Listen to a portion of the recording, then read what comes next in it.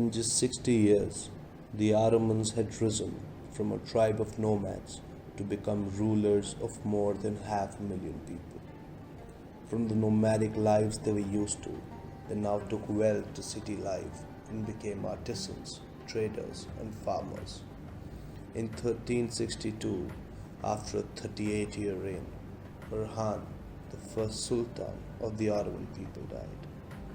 His son Murad I continued the aggressive expansion of the empire, following the same policy of tolerance as his predecessors: conquer and tax rather than conquer and convert. The Ottomans acted in a tolerant way, but not out of any philosophical commitment to something that we would today call tolerance, but for reasons of state. It was easier to subdue territories rather than try and convert everybody. With Christian lands came Christian subjects, and a few Muslim officials saw a problem. Their sultan, though, was thinking the exact opposite. For Murad, new Christian subjects offered a great opportunity. He devised a plan to create a fierce and loyal cadre of troops. He decided to call them the Janissaries. It literally translated to devoted follower. Ottoman officials descended on towns in Christian territories, ordering young boys of the village to come forth for inspection. The villagers displayed the youth, and the Janissary officer would go from one to the other, checking the height, weight, and proportions. The officer would select the ones he thought would be best and took them with him. Only those selected became conscripts in Europe's first standing army, an army that would transform the continent's military landscape. They were known as new troops, or Janissaries. At first, panic spread throughout Balkan Christian communities when the Janissary recruiting officers arrived. It was a process which entailed these children being dragged and forced out of their families. Families begged local priests to delete their son's name from parish registers.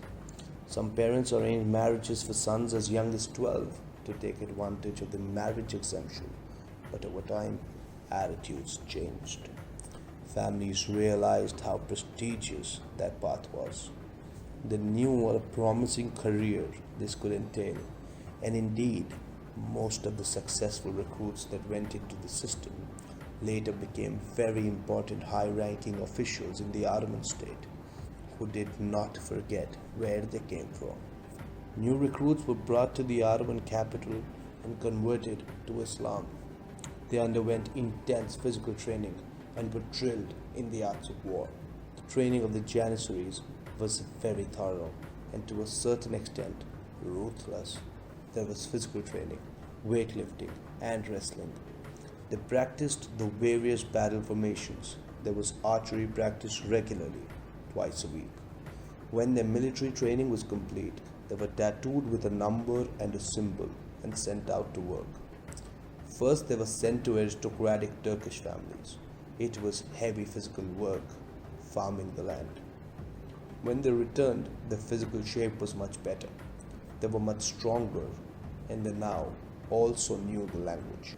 The strongest and brightest were then sent to special schools to finish their educations. Janissaries who entered the palace schools got a very broad education. They were trained in Arabic, Persian, and Turkish. They were trained in the Islamic sciences.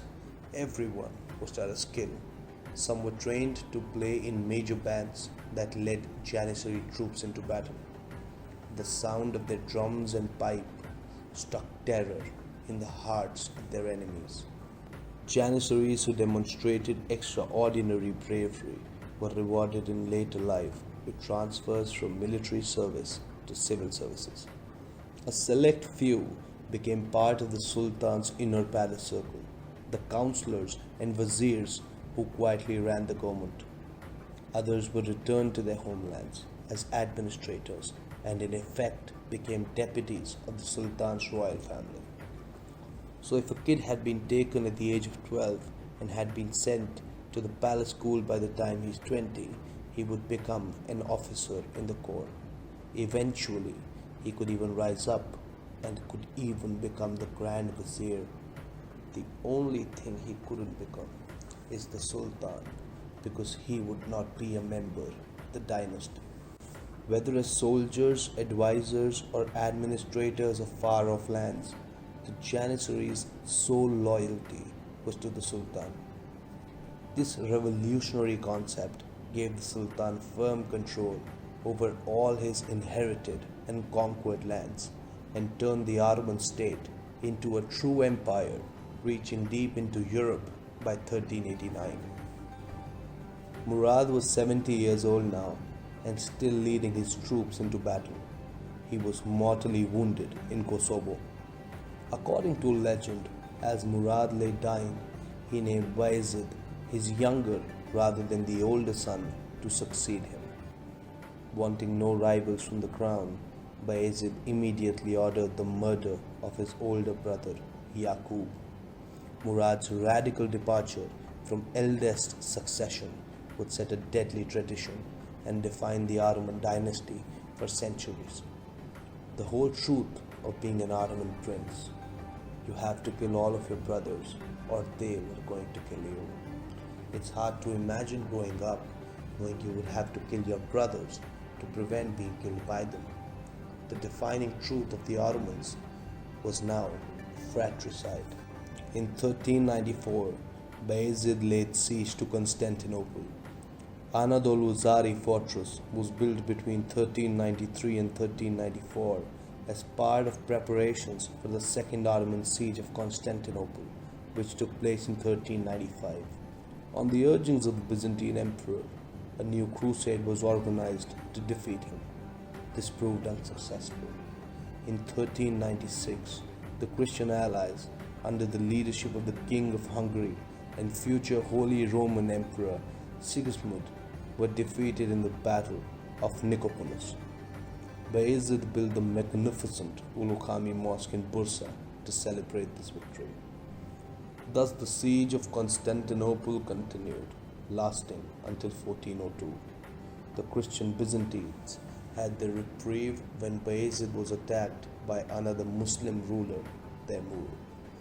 At this time, the empire of Bayezid included Thrace, Macedonia, Bulgaria, and parts of Serbia in Europe.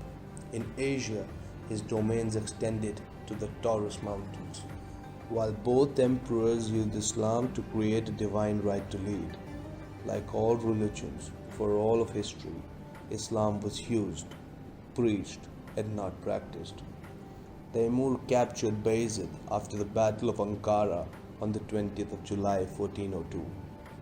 Bayezid died in captivity without naming his successor, beginning the Ottoman interregnum. Over the next decade, the Ottoman Empire descended into chaos and civil war until a new sultan emerged as one of history's great conquerors. Through the early years of the 15th century, the fortunes of the Ottoman Empire rose and fell dramatically. Bayezid's overreaching expansion in Europe and Asia ended in defeat. The next sultan, Mehmed I, rescued the empire from chaos and civil war. His son, Sultan Murad II, led the Janissary Corps on a successful 20-year military campaign in Europe. By 1444, after 23 years in power, Sultan Murad II was exhausted. Murad II was tired of the burdens of ruling and worrying and negotiating and wanted to retire to become a solitary scholar. Murad II then took an extraordinary and unprecedented step. He abdicated and handed over the monarchy to his 12-year-old son, Mehmed II, the young king who would realize the old dream of conquering Constantinople, the sultan who would learn kingship by being thrown off the throne. This is the story of the creation of the modern world, the story that is seldom retold, the story of the rise of a great empire. This is the Ottomans.